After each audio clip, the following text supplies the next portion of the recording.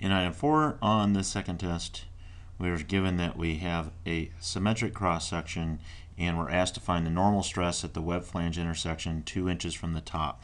So that is right there.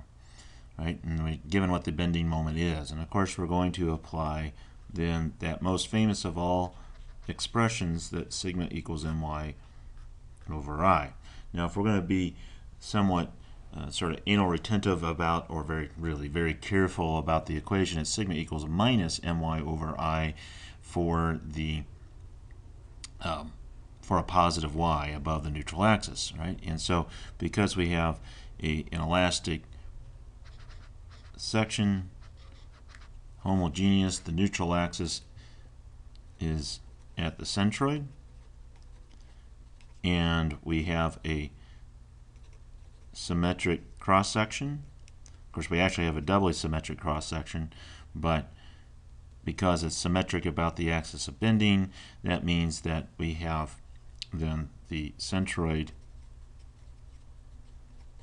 at mid-depth. Right, so it's a total of 14 inches high, and so the distance then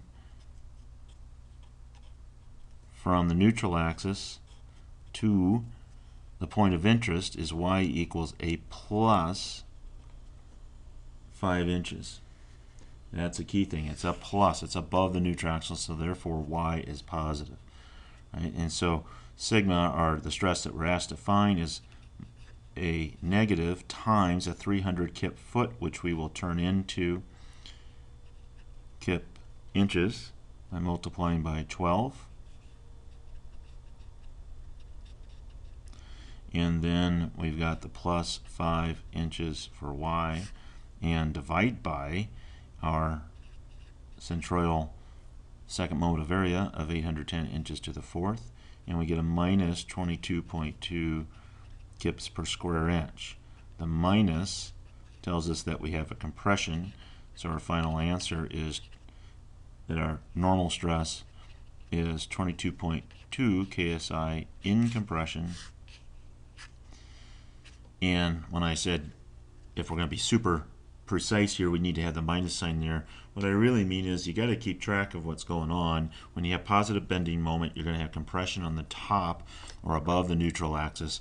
If one were to leave off that minus sign but still correctly interpret what's happening above the neutral axis as compression, in my book that's just fine.